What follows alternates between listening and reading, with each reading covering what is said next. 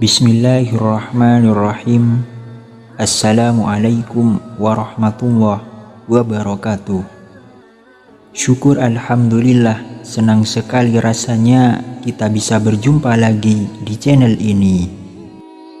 Sholawat dan salam selalu dan tetap tercurahkan kepada junjungan kita Nabi besar Muhammad sallallahu alaihi wasallam.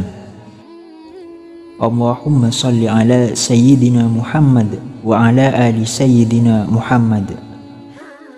Harapan dan doa saya semoga saudaraku semuanya selalu diberikan kesehatan, dilapangkan rezekinya, diampuni dosa-dosanya, dan dipanjangkan umurnya. Amin ya rabbal alamin. Sahabat beriman yang dirahmati Allah, salat adalah tiang agama.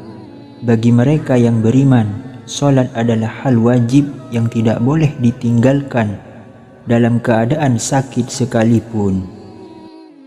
Rajin menjalankan salat tentu merupakan hal yang sangat baik dan mulia. Namun hal tersebut tidak lantas menjamin seseorang menjadi hamba yang dekat dengan Allah Subhanahu wa ta'ala. Lalu siapa sajakah orang yang rajin sholat namun justru jauh dari Allah Subhanahu wa ta'ala? Dan seperti apa cirinya?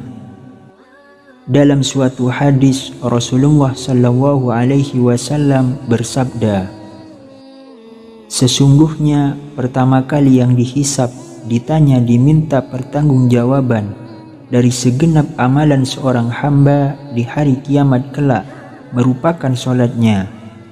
Bila sholatnya baik, maka beruntunglah ia, dan bila mana sholatnya rusak, sungguh kerugian menimpanya. Hadis riwayat Tirmizi.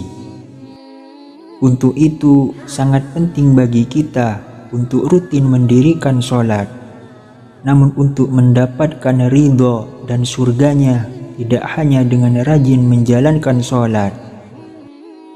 Hal itu hanya dilakukan dengan penuh kesadaran, tidak sebatas sebagai rutinitas harian, serta tetap dibarengi dengan menjaga akhlak serta hubungan sesama dengan manusia, agar tidak menjauhkan kita dari Allah Subhanahu wa ta'ala, Sang Pencipta alam semesta. Sahabat beriman yang dirahmati Allah, berikut ini adalah orang yang rajin sholat namun justru jauh dari Allah Subhanahu wa ta'ala.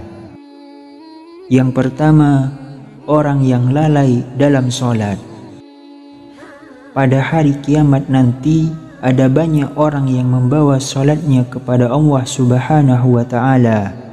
Kemudian mereka mempersembahkan sholatnya kepada Allah. Lalu sholatnya dilipat-lipat seperti dilipatnya pakaian yang kumal, kemudian dibantingkan ke wajah mereka.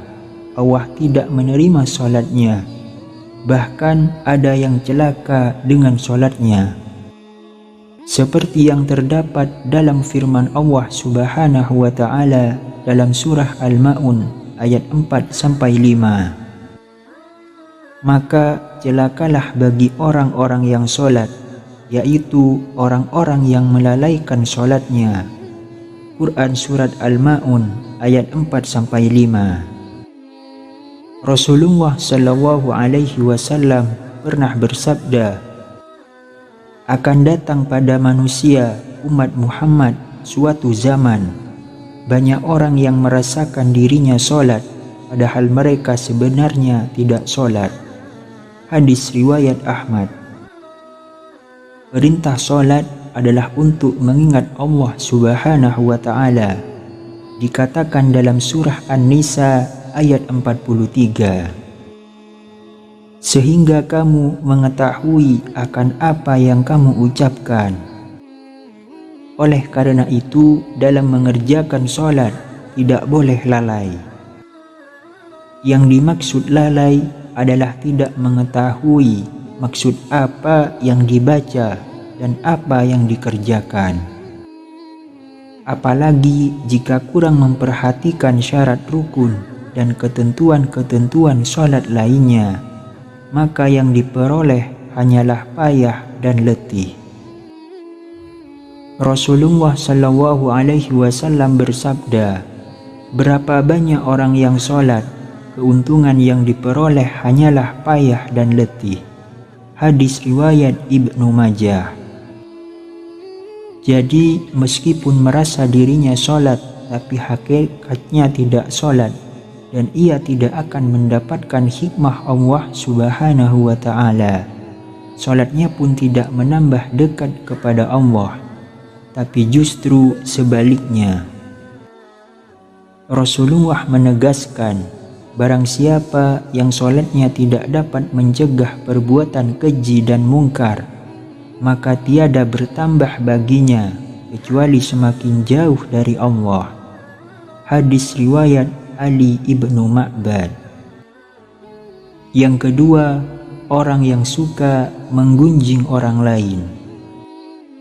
Sahabat beriman yang dirahmati Allah, Allah Subhanahu wa Ta'ala berfirman, apakah yang memasukkan Anda ke dalam syakor neraka? Mereka menjawab, kami dahulu tidak termasuk orang-orang yang mengerjakan sholat, dan kita tidak pula memberi makan orang miskin, dan merupakan kita membicarakan yang batil bersama dengan orang-orang yang membicarakannya, dan merupakan kita mendustakan hari pembalasan hingga datang kepada kita kematian. Maka tidak bertujuan lagi bagi mereka syafaat dari orang-orang yang membagikan syafaat. Quran Surat Al-Mudassir ayat 42-48.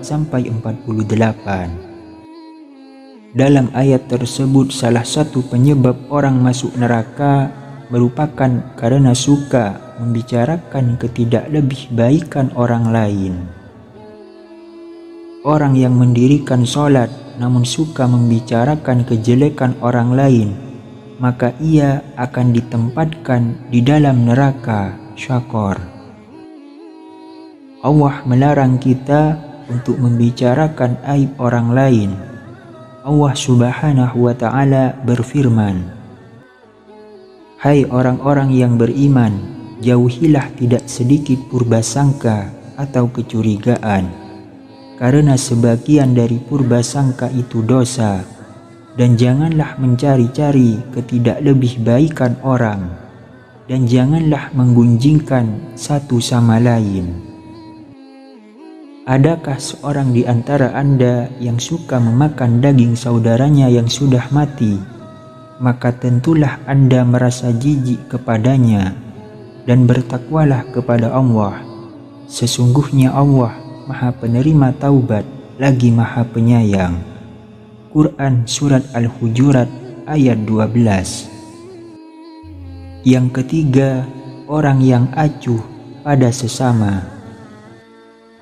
Allah Subhanahu wa Ta'ala berfirman, sesungguhnya aku hanya akan menerima sholat orang-orang yang merendahkan dirinya karena kebesaranku, menahan dirinya dari hawa nafsu karena aku, yang mengisi sebagian waktu siangnya untuk berzikir kepadaku, yang melazimkan hatinya untuk takut kepadaku, yang tidak sombong terhadap makhlukku, yang memberikan makan pada orang yang lapar, yang memberikan pakaian pada orang yang telanjang, yang menyayangi orang yang terkena musibah, yang memberikan perlindungan kepada orang yang terasing.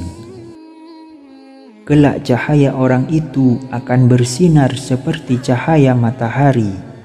Aku akan berikan cahaya ketika dia kegelapan. Aku akan berikan ilmu ketika dia tidak tahu. Aku akan lindungi dia dengan kebesaranku. Aku akan suruh malaikat menjaganya. Kalau dia berdoa kepadaku, aku akan segera menjawabnya. Kalau dia meminta kepadaku, aku akan segera memenuhi permintaannya. Perumpamaannya di hadapanku seperti perumpamaan surga Firdaus. Dalam hadis yang lain, Rasulullah SAW menyebutkan bahwa salah satu cara mendekatkan diri kepada Allah Subhanahu wa Ta'ala ialah bersifat dermawan dan senang membantu orang lain, terutama kepada orang yang sedang kesulitan. Rasulullah SAW bersabda, orang yang dermawan dekat dengan Allah, dekat dengan manusia, dan dekat dengan surga. Sedangkan orang yang bakhil atau pelit jauh dari Allah, jauh dari manusia, dan dekat dengan neraka. Orang yang dermawan insya Allah akan menemukan kenikmatan di dalam sholatnya. Ia akan memperoleh kenikmatan di dalam sholatnya karena dia dijaga oleh para malaikat, diberi cahaya dalam kegelapan, dan diberi ilmu secara langsung oleh Allah Subhanahu wa Ta'ala masuk ke dalam hati sanubarinya. Yang keempat, orang yang riya. Sebab pertama yang ternyata mampu menjerumuskan seorang ahli ibadah tetap mendapatkan azab, bahkan menjadi penghuni neraka, adalah karena mereka riya. Hal tersebut terjadi apabila semua amal soleh yang dilakukan selama di dunia itu bukan untuk mencari ridho Allah, melainkan dilakukan karena ingin riya atau pamer dan mengharap pujian dari manusia. Allah Subhanahu wa Ta'ala berfirman, sesungguhnya orang-orang munafik itu menipu Allah, dan Allah akan membalas tipuan mereka. Dan apabila mereka berdiri untuk sholat, mereka berdiri dengan malas. Mereka bermaksud teriak dengan sholat di hadapan manusia, dan tidaklah mereka menyebut Allah kecuali sedikit sekali. Quran Surat An-Nisa ayat 142. Oleh karena itu, sahabat beriman, sebaik-baiknya amalan adalah amalan yang dilakukan ikhlas dan murni lillahi ta'ala, hanya demi Allah, dan cukuplah kita berharap pada ridho dan balasannya atas apa yang telah kita lakukan, karena Allah Subhanahu wa Ta'ala adalah seadil-adilnya pemberi balasan. Menjaga hati dan niat merupakan hal yang harus kita jaga dalam melakukan apapun, agar semua amalan tersebut tidak berujung sebagai cambuk bagi kita yang membuat kita menjadi riya kepada sesama. Yang kelima, orang yang suka berdusta. Berdusta merupakan salah satu dosa besar dan diancam siksa pedih di akhirat kelak. Di zaman semacam ini, kebohongan tampaknya sudah menjadi suatu kebiasaan di kalangan masyarakat. Padahal sekecil apapun suatu kebohongan akan tetap dianggap sebagai dosa besar. Meskipun ada seseorang yang rajin sholat dan beribadah, namun jika lisannya suka berbohong, maka sholat dan ibadahnya akan sia-sia semata, karena kebohongan itu akan menghapus amal-amalannya. Jika ia mati dalam tidak bertaubat kepada Allah, maka dia akan dimasukkan ke dalam neraka. Allah Subhanahu wa Ta'ala berfirman, sesungguhnya yang mengada-adakan kebohongan hanyalah orang-orang yang tidak beriman kepada ayat-ayat Allah dan mereka itulah orang-orang pendusta. Quran Surat An-Nahl ayat 105. Berbohong menunjukkan salah satu ciri dari golongan orang-orang yang munafik. Untuk itulah mengapa kita sebagai umat Islam wajib menjauhi yang namanya tindakan dusta, karena itu dapat menyengsarakan kita baik di dunia maupun di akhirat. Semoga kita termasuk golongan orang-orang yang rajin sholat dan dekat dengan Allah Subhanahu wa Ta'ala, sehingga kita mendapatkan ridho serta menetap dalam surganya kelak. Amin ya rabbal alamin. Demikian yang bisa saya bagikan, semoga bermanfaat untuk kita semua. Assalamualaikum warahmatullahi wabarakatuh.